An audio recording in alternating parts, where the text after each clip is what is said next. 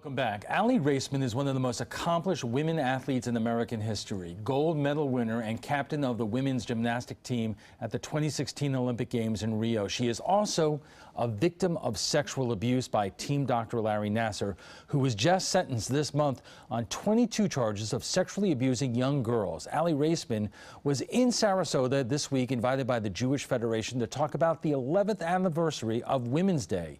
We sat down with the Olympian who, like so many women, are now saying, "Me too." I think it's really important that people speak up. I think it's really important that men and women, girls and boys, everyone speaks up, because the more that we talk about it, the more that it's clear that abuse is never okay. I mean, I can't even, it's hard for me to comprehend the fact that we still have to say abuse is not okay. I can't really understand how some people think it's okay to hurt someone else and how many people look the other way. It's disgusting. Do you think we're at a national turning point? I mean, I hope so. I hope that it's a big turning point. I mean, it's alarming how many people are being abused, have been abused, you know, people that are suffering in silence. It's a very, very big problem. I think our society and everyone needs to wake up, because it's unfortunately it's so common, and I mean, it shouldn't even happen to one person. So I hope our society can stop victim shaming and being kind and being supportive of one another too.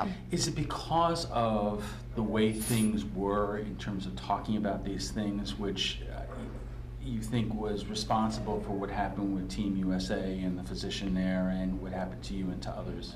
Well, I think, you know, personally for myself, I just didn't really realize I was being abused, because I was so horribly manipulated, and I was being groomed, and I was brainwashed to think that my doctor was a good person. And so what I'm trying to do is really talk about and educate people, because I think people don't really understand how complicated abuse is. It's not just you're suffering in the moment that the abuse occurs. It's, you know, it's all the other moments of when that person who is abusing you is giving you gifts. They're making you feel like they're a good person. They're tricking you, and they're telling you all these things. So it's really confusing. And, you know, it's not that simple where you just think, okay, he's hurting me. It's just he was very manipulative, so I genuinely thought he was my friend. And, you know, he was a doctor, so you would never ever think that a doctor would be abusing his power. I mean, it's just, it's awful. But I think the more we start talking to kids about it at a very young age and teaching them that,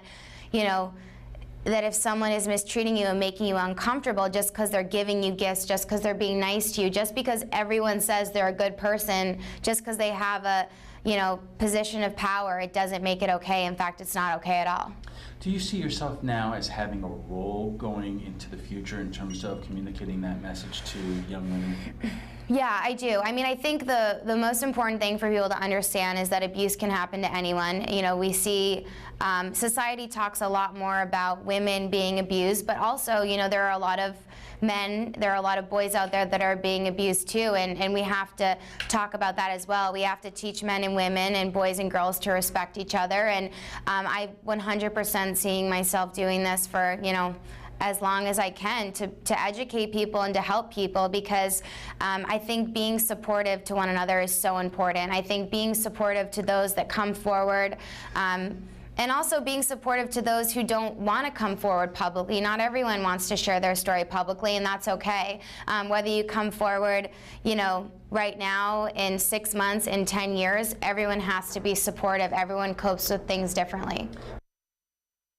More is Phil Helmuth, the athletic director at Booker High School, and Kathy Wilson, who heads counseling victims and sexual harassment, assault services, and abuse at Centerstone.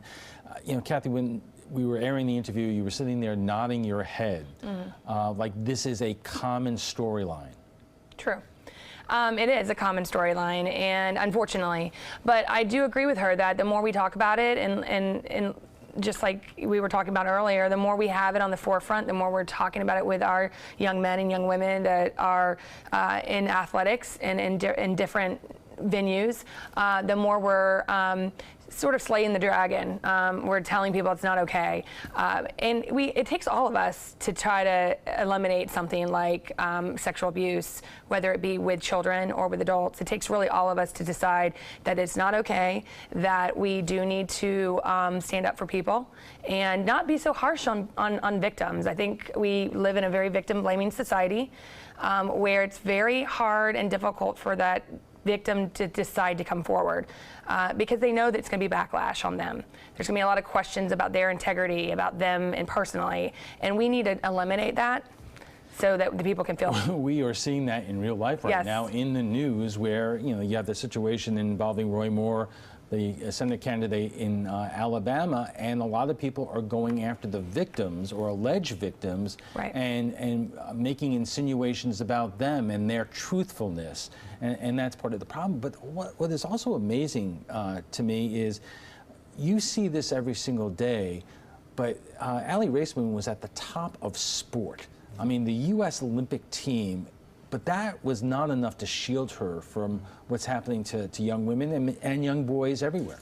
I think the tragedy of this thing, this young woman spent her whole life preparing for this thing. And everything was given, made tremendous sacrifices, and she thought, here you have something that's supposed to be at the pinnacle of her life. She can always look at this thing as being a tremendous, tremendous thing that happened to her. And now she's look back at it, and it's tainted. And she, I'm sure, struggled with that whole thing. Well, should I say anything, or how's it going to be looked at? And then, no, I'm just going to probably sweep it under the carpet or whatever. But you can't do that. The thing I really appreciate about what she did was, as a high-profile athlete, not being afraid to step up and say, "Hey, look, this happened to me," and hopefully there's a lot of other athletes and other people that are being abused that say, "You know what? This is going to give me some power and some strength to step forward for myself." What is incredible here is, despite that, Aly Raisman and the other members of the women's gymnastics team, they won the gold medal.